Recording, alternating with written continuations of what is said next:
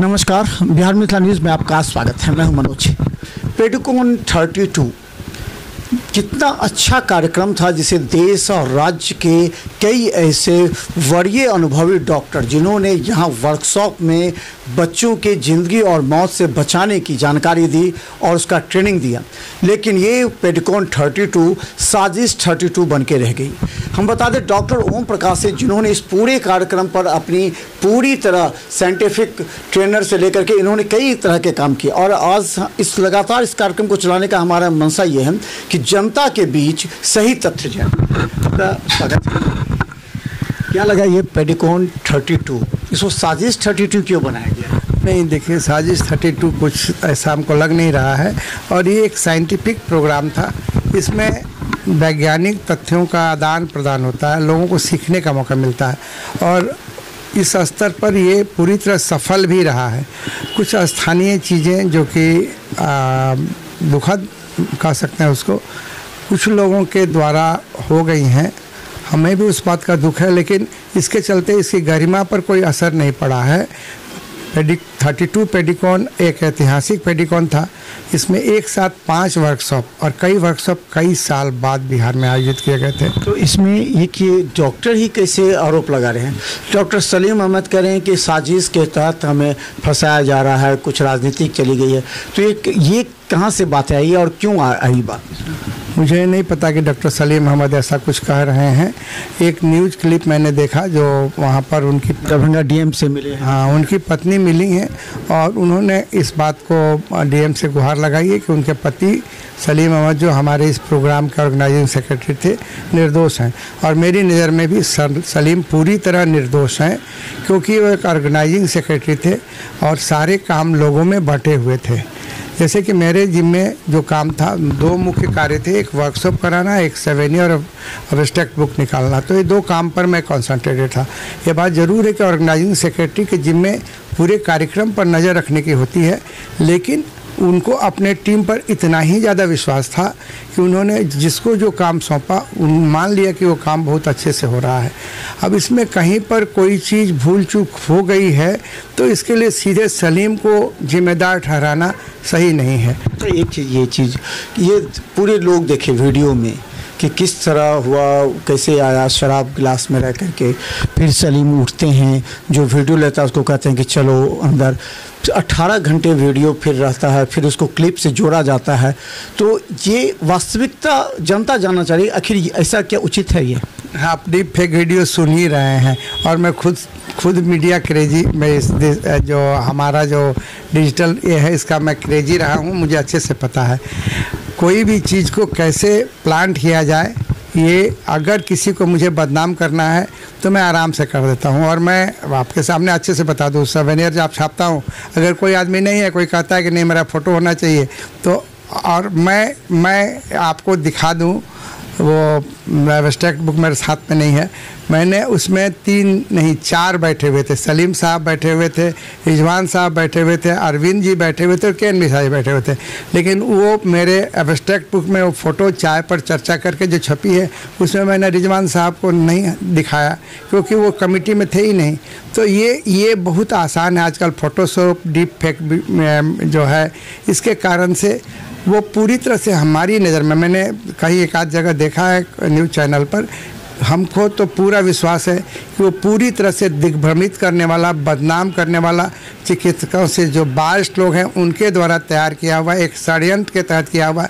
मैं नहीं जानता ये षड्यंत्रकारी कौन है, लेकिन हमारे टीम के सारे लोगों ने, केन मिश्रा जी से लेके अशोक कुमार, अरविंद से लेके रिजवान साहब, सलीम साहब, सब ने बहुत मेहनत किया। आखिर बोतल मिली है, पुलिस को मिली है बोतल। क्या लगता है कि ये भी वीडियो फेक है या इसको अरेंज किया जा रहा है इसको, या पुलिस वहाँ पर? देखिए मैं बता दूँ, वो हमारा एक वेयर हाउस था जिसमें कोई भी सामान ले जाके रख रहा था। मैंने भी उसमें कई सामान ले जाके, जैसे कि मोमेंटो में ले जाके वहाँ रखाया था, मखाना ले जाकर रखाया था। वो उस रूम में कोई भी जा रहा था, अगर षड्यंत्र के तहत चाहता है कि नहीं इसे मैं बदनाम करूँ और वो ले जाके अगर वहाँ पर प्लांट कर दिया और इस न्यूज़ को अगर उसने वायरल किया और उसके बाद वहाँ छापामारी हुई, बोतल मिली।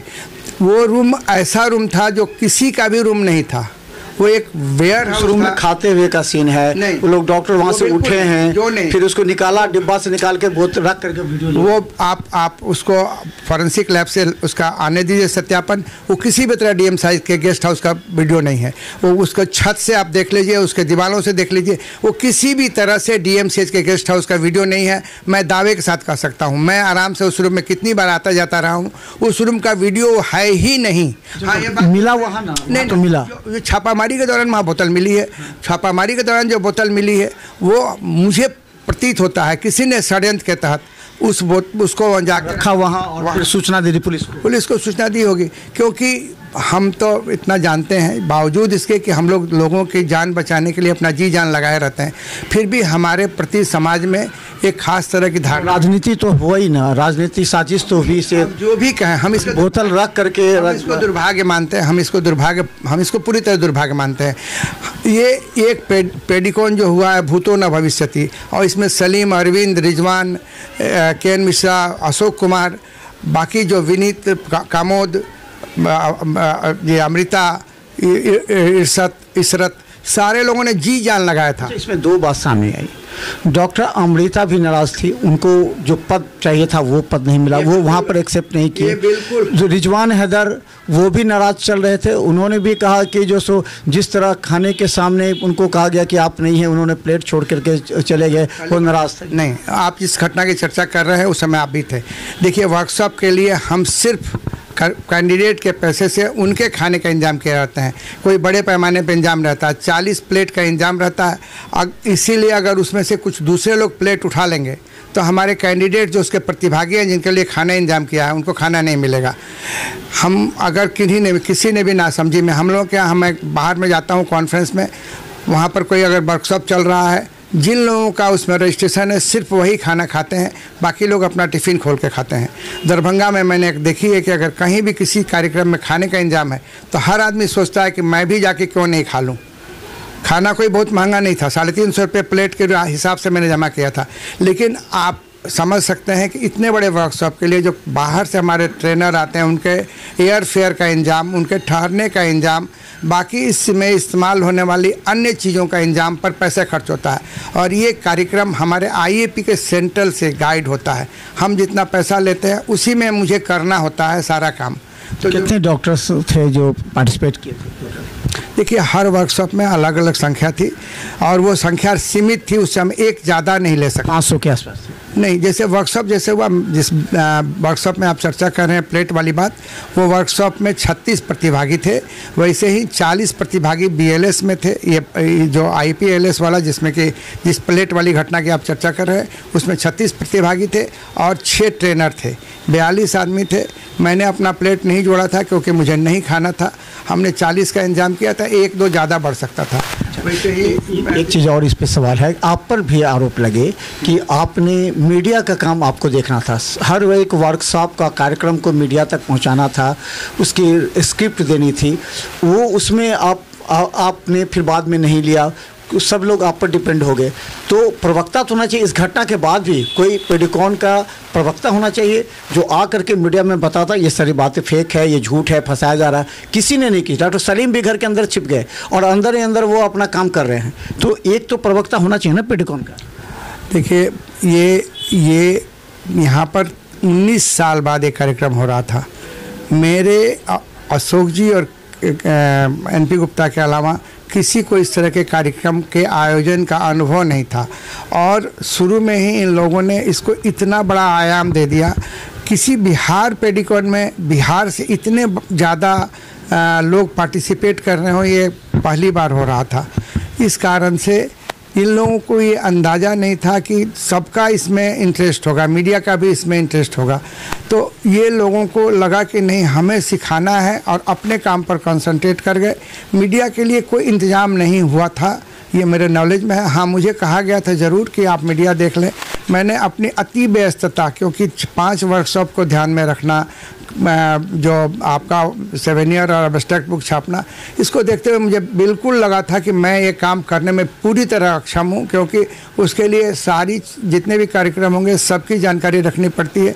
ये बात मुझे एक बात और थी कि मुझे बहुत चीज़ों को शेयर नहीं हो रहा था, इसलिए मुझे पता भी नहीं था, तो मैंने इसको इनकार किया। के.एन. मिश्रा जी ने कहा कि रिजवान साहब आप इसको देख लें, अजीत को कहा प्रेस कॉन्फ्रेंस देख लें, तो रिजवान साहब को कहा गया कि आप मीडिया को देख लेंगे और अजीत जी प्रेस कॉन्फ्रेंस देख लेंगे। मैंने पूरी तरह से इनकार कर दिया था। हाँ, मीडिया के मित्र मुझसे समाचार लिखने के लिए कहते हैं, और चूँकि मेरी आदत है, आज से नहीं 25-30 साल से मुझे इस बात की आदत पड़ी हुई है कि कोई भी कार्यक्रम हो तो मैं एक राइटअप लिख दूँ। अच्छा, ये M2S सील किया गया, जिस वजह से क्या लगता है कि ये डॉक्टर का सुना होंगे, तो ये सील हो गया, तो इसकी जवाबदेही किसकी है, किसकी वजह से सील हुआ है? M2S के बारे में मुझे कोई जानकारी नहीं है। वहाँ पर एक प्रेसिडेंशियल डिनर प्लान था जिसके बारे में मुझे सूचित किया गया था, और मैं अतिशय व्यस्तता के कारण जाने में पूरी तरह असमर्थ था। मुझे लगभग 9:30 बजे उस रात में कहा, मेरे पास ड्राइवर भी नहीं थे, लेकिन एक रिक्वेस्ट आया कि आप M2S आइए, खाना बहुत अच्छा बना हुआ है, आप खा के चले जाइए। तो मैंने अपने कंपाउंडर साहब को कहा कि मुझे ज़रा पहुंचा दीजिए। मैं गया, 15 मिनट में चला आया। मुझे वहाँ की किसी भी घटना के बारे में कोई चीज़ फर्स्ट हैंड नहीं मालूम है। जो कुछ भी है मीडिया से सुनाई है, इसलिए मैं कोई टिप्पणी नहीं। अंतिम एक सवाल ये, क्या आप मानते हैं कि इसमें साजिश रची गई है? क्योंकि डॉक्टर को बदनाम करने के लिए डॉक्टर ने ही रची है साजिश, इस तरह का तो सामने आ गया होगा। मेरा दिल ये नहीं कहता, आपने अमृता का नाम लिया चाहे और कि नहीं कहा, मुझे बिल्कुल नहीं लगता है कि मेरे टीम का कोई भी एक आदमी नाराज़ चल रहा था। सब अपने काम पर पूरी तरह से कॉन्सेंट्रेटेड थे, उन्होंने अपना 100% दिया। ये हमारा दुर्भाग्य था कि किसी ने, अब मैं उनका नहीं जानता, मैं किसी भी तरह से संदेह भी नहीं कर सकता कि वहाँ तो पहुँची, तो इस गेस्ट हाउस में तो पहुँची, या कोई स्टाफ पहुँचाया होगा, कोई तो पहुँचे ना। देखिए, तो इनकार नहीं कर सकते वहाँ मिला। हाँ, वो तो चूँकि वो तो पुलिस के सामने हुआ है, उसका साक्ष्य और उसका FIR है, इसलिए मैं उससे इनकार नहीं करता। लेकिन मुझे ये बिल्कुल ही नहीं लगता कि हमारे टीम के किसी एक आदमी की इसमें कोई मदद हो सकता है। अब देखिए, व्यक्तिगत शत्रुता किसी की भी हो सकती है, मेरे साथ भी किन्हीं की हो सकती है, सलीम साहब के साथ भी हो सकती है, रिजवान साहब के साथ भी हो सकती है, हमारे प्रिंसिपल साहब के साथ भी हो सकती है, और उसको एक लगा कि मौका निकालना है इसमें। लेकिन जिसने भी किया उसने बहुत गलत किया, क्योंकि ये एक राष्ट्रीय स्तर का कार्यक्रम था। इससे बिहार की छवि धूमिल हुई, चिकित्सकों की छवि धूमिल हुई, और वो लोग जो उनके लिए दिन रात लगा के अपना सोना जीना हराम किए रहते हैं, उनको उन्होंने अपने व्यक्तिगत दुश्मनी के लिए निशाना बनाया। मुझे इस बात का बहुत बहुत दुख है कि हमारे यहाँ के लोग ये समझते नहीं हैं कि हम जो काम कर रहे होते हैं वो आगे चल के उनके बच्चों के हित में होंगे। अगर आज मैं कुछ सीख लेता हूँ तो कल उनके बच्चों के हित में होंगे। इन्होंने जिसने भी भीतरघात किया है गलत को देखेंगे।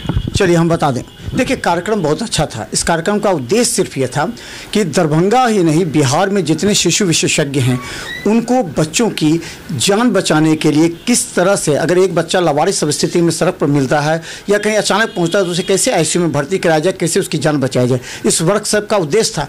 लेकिन कुछ डॉक्टरों ने अपने ही डॉक्टरों के खिलाफ साजिश रची, चाहे कोई भी हो। गेस्ट हाउस से तो शराब मिली है, इसके अलावा M2S में शराब पीते हुए का वीडियो वायरल हुआ है, और इसको पप्पू यादव के ट्विटर हैंडल से किया गया, उसके बाद स्प्रेड हुआ। तो वहाँ तक किसने पहुँचाई और इसके किसकी साजिश थी? और ख़ासकर वो डॉक्टर जिन्होंने उन तमाम मीडिया कर्मियों को इसमें भ्रम में रखा, अगर वो सीधा आकर के एक बार प्रेस कॉन्फ्रेंस पर बता देते तो हमें लगता है इतनी गलतफहमी नहीं होती और डॉक्टर बदनाम नहीं होते।